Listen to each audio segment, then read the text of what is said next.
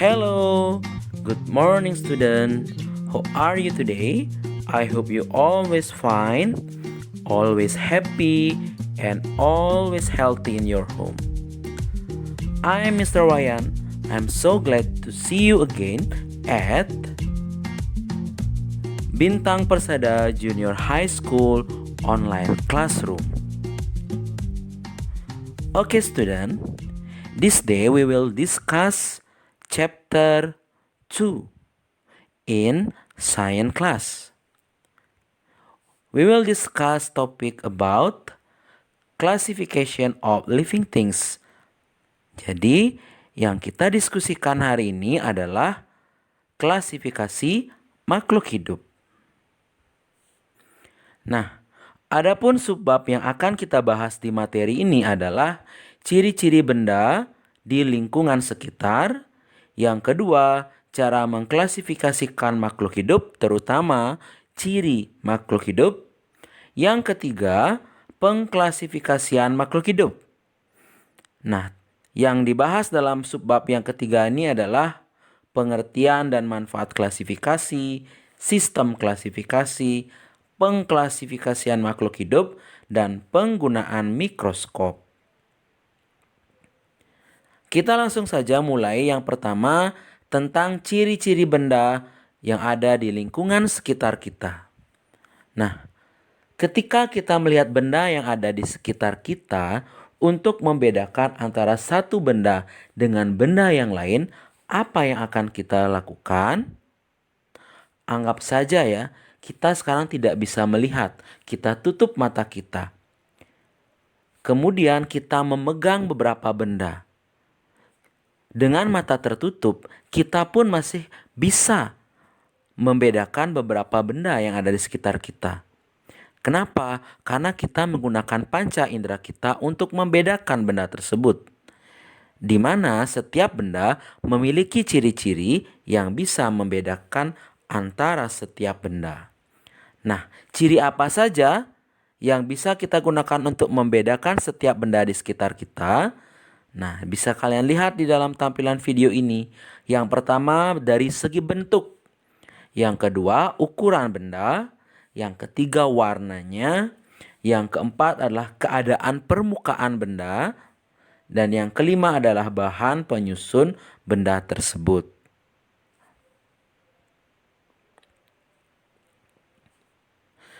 Berikutnya adalah materi tentang bagaimana cara mengklasifikasikan makhluk hidup. Cara untuk mengklasifikasikan makhluk hidup adalah mengetahui ciri-ciri makhluk hidup tersebut. Di bab pertama, kalian sudah mengamati beberapa benda yang ada di sekitar kalian. Mengamati apakah benda tersebut tergolong benda mati atau makhluk hidup. Untuk mengetahui itu makhluk hidup atau bukan, kita harus menggunakan ciri-ciri makhluk hidup. Jika benda tersebut memenuhi syarat sebagai ciri-ciri makhluk hidup, maka benda itu kita golongkan ke dalam kelompok makhluk hidup. Apa saja ciri-ciri makhluk hidup tersebut? Sebuah benda dikatakan makhluk hidup jika memenuhi ciri. Yang pertama, mampu bernafas. Kedua, bergerak. Ketiga, mampu makan dan minum. Keempat, tumbuh dan berkembang. Yang kelima, peka terhadap rangsangan. Keenam, berkembang biak. Yang ketujuh, mampu beradaptasi. Dan kedelapan, mengeluarkan zat sisa. Nah, bayangkan saja benda di sekitar kita. Seandainya kita melihat kendaraan, misalnya mobil. Mobil ini makhluk hidup apa benda mati? Kita menyebutkan makhluk hidup. Kenapa? Karena mobil bisa bergerak. Mobil bisa makan dan minum dengan bensin. Memang mobil bisa bergerak, makan dan minum. Tapi apakah mobil bisa berkembang biak? Ternyata tidak. Bayangkan mobil bisa berkembang biak ya anak-anak ya. Beli saja satu mobil, nanti bisa jadi 10 mobil. Tapi tidak bisa kan? Maka Mobil bukan termasuk makhluk hidup, tapi benda mati.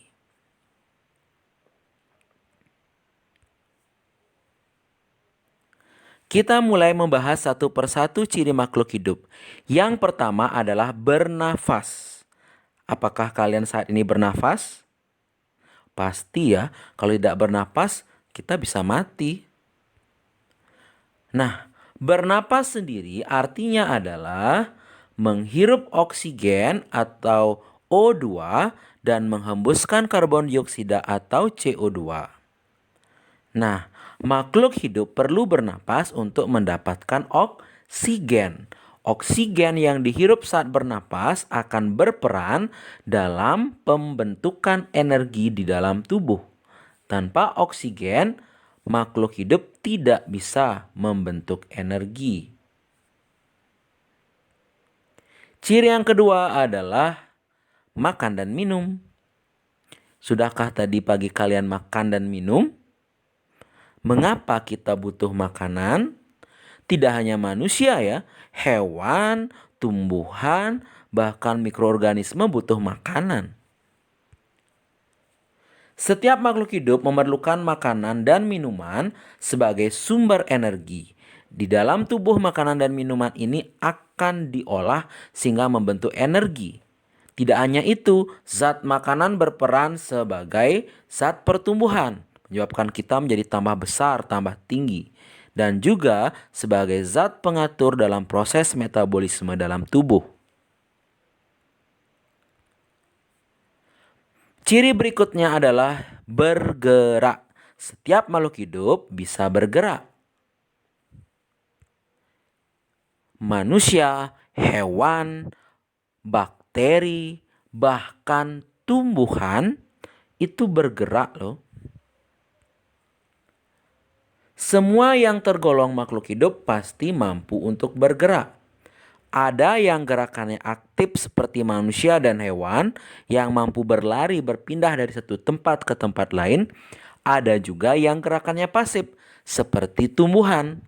Tumbuhan gerakannya terbatas, bahkan hampir tidak terlihat. Contoh, gerakan akar yang selalu tumbuh ke bawah. Atau gerakan ujung tanaman yang selalu tumbuh membelok ke arah datangnya cahaya matahari. Ciri berikutnya adalah tumbuh dan berkembang. Bayangkan kalian dulu waktu lahir panjangnya mungkin hanya 35 atau 40 atau 50 cm. Tapi sekarang kalian sudah berapa senti? Mungkin sudah 150, ada mungkin 160 cm. Nah, proses perubahan panjang tubuh kalian itulah disebut tumbuh dan berkembang. Juga pada serangga, misalnya kupu-kupu mengalami metamorfosis, itu juga tumbuh dan berkembang. Tumbuh sendiri artinya adalah pertambahan jumlah, ukuran, dan volume sel di dalam tubuh makhluk hidup. Sedangkan perkembangan artinya perubahan fungsi sel menuju ke arah kedewasaan. Ciri berikutnya adalah peka terhadap rangsangan atau iritabilitas.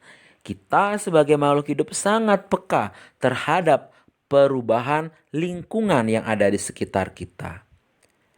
Seperti yang terlihat pada gambar ini.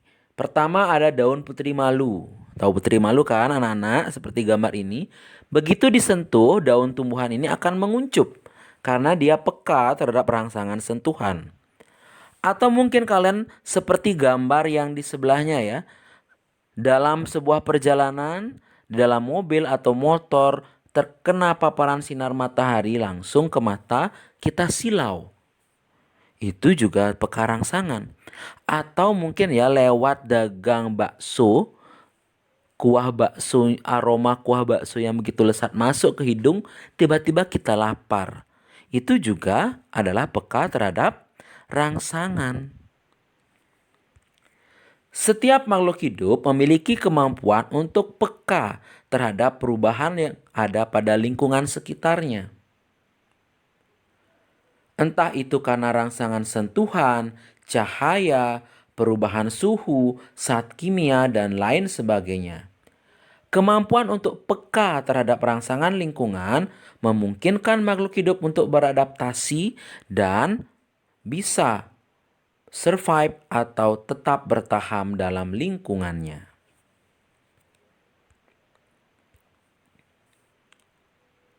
Berikutnya, ciri berkembang biak atau reproduksi. Makhluk hidup perlu berkembang biak, tidak hanya hewan, manusia, tumbuhan, bahkan mikroorganisme sekalipun perlu bereproduksi. Tujuan makhluk hidup bereproduksi untuk menjaga eksistensinya di alam ini, atau untuk menjaga supaya makhluk hidup tidak mengalami kepunahan. Berikutnya adalah ciri adaptasi. Adaptasi sendiri artinya penyesuaian diri makhluk hidup terhadap lingkungannya. Makhluk hidup harus mampu beradaptasi terhadap lingkungan, bahkan harus beradaptasi terhadap perubahan lingkungan untuk bisa tetap bertahan hidup dan lolos dari seleksi alam. Ciri yang terakhir adalah mengeluarkan zat sisa. Nah, setiap makhluk hidup perlu mengeluarkan zat sisa metabolisme dari dalam tubuhnya. Bisa berupa keringat, urin atau air kencing, mungkin berupa CO2 saat bernapas. Semua sisa metabolisme harus dikeluarkan, kalau tidak bisa menjadi racun di dalam tubuh kita. Nah, demikian tadi ciri makhluk hidup. Sekarang kita lanjut ke pengklasifikasian makhluk hidup. Kita tentu akan bertanya-tanya, pernahkah kita melakukan pengklasifikasian dalam kehidupan sehari-hari? Pernahkah kalian melakukan klasifikasi anak-anak? Ada yang mungkin jawab pernah, atau mungkin jawab belum atau tidak sama sekali. Padahal ya, kalian setiap hari selalu melakukan klasifikasi. Contoh sederhana saja ya. Hari ini bangun terus mau mandi. Saya mau mandi pakai air hangat atau air dingin ya. Kalian mengklasifikasikan mana air hangat, mana air dingin. Terus kalian disuruh makan, ada lauk di atas meja. Terus kalian ambil. Ada yang kalian ambil dan makan, ada yang tidak kalian ambil. Kenapa? Ini menurut kalian enak, yang lainnya tidak enak. Itu klasifikasi. Terus kalian memakai baju. Kalian memilih baju. Ada baju yang sering kalian pakai, ada yang jarang. Yang sering dipakai kalian bilang itu baju yang bagus. Yang jarang itu bajunya jelek. Itu klasifikasi. Jadi setiap hari ya melakukan klasifikasi ya tanpa kita sadari. Nah, kalau begitu apa itu klasifikasi? Nah, klasifikasi pada makhluk hidup adalah suatu kegiatan untuk mengelompokkan makhluk hidup, dan ilmu yang mempelajari klasifikasi sendiri namanya taksonomi. Jadi sekali lagi klasifikasi adalah suatu kegiatan untuk mengelompokkan makhluk hidup. Dan ilmu yang mempelajarinya namanya taksonomi. Sekali lagi ya, kegiatannya adalah klasifikasi, ilmunya adalah taksonomi. Nah, klasifikasi makhluk hidup ini bertujuan untuk 1. Mempermudah kita dalam mempelajari dan mengelompokkan makhluk hidup berdasarkan persamaan ciri yang dimiliki. Yang kedua, dengan adanya klasifikasi, kita bisa mendeskripsikan ciri dari jenis makhluk hidup untuk membedakannya dengan makhluk hidup dari jenis yang lain. Yang ketiga, dengan klasifikasi kita bisa mengetahui hubungan kekerabatan antara satu makhluk hidup dengan makhluk hidup yang lainnya. Dan yang keempat, dengan mengklasifikasikan kita mampu memberikan nama pada makhluk hidup yang namanya belum diketahui.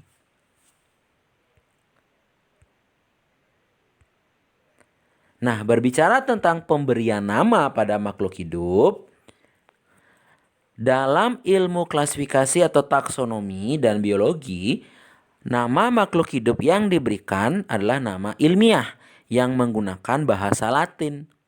Kenapa harus bahasa Latin dan pakai nama ilmiah ya? Tujuannya adalah untuk menseragamkan penggunaan nama di seluruh dunia. Misalnya, kalau kita menyebutkan pisang, pisang itu bahasa Indonesia. Kalau kita pakai bahasa Inggris namanya banana. Berbeda. Tapi kalau kita menyebutkan Musa paradisiaca, mau dia di Indonesia, di Jepang, Rusia, Amerika, dimanapun negaranya, ketika Musa paradisiaca disebutkan, itu pasti orang yang tahu nama ilmiah itu adalah nama ilmiah untuk pisang. Nah, pencetus pemberian nama ilmiah ini adalah Carolus Linnaeus. Tata nama pemberian nama ilmiah disebut dengan tata nama binomial nomenklatur. Jadi Carolus Linnaeus ini didobatkan sebagai bapak klasifikasi di dunia. Nah, bagaimana aturan binomial nomenklatur dalam membuat nama ilmiah? Mari kita lihat. Pertama, nama ilmiah itu terdiri dua kata. Kata pertama adalah penunjuk genus, sedangkan yang kedua adalah penunjuk spesies. Ketika kita menulis, huruf pertama pada kata pertama diawali dengan huruf kapital, sedangkan yang kedua dan sisanya huruf kecil. Ingat, dalam menulis nama ilmiah harus dicetak miring. Jadi kalau ngetik pakai font italik biar miring tulisannya. Tapi kalau tulis tangan pakai pulpen di kertas, itu bisa ditambahkan garis bawah karena tidak bisa cetak miring kalau tulis tangan.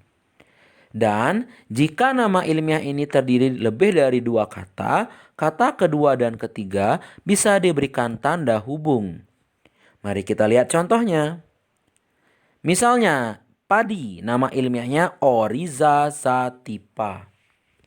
Nah, kalau kalian lihat di padi Oryza sativa, nama ilmiah Oryza sativa ada dua kata.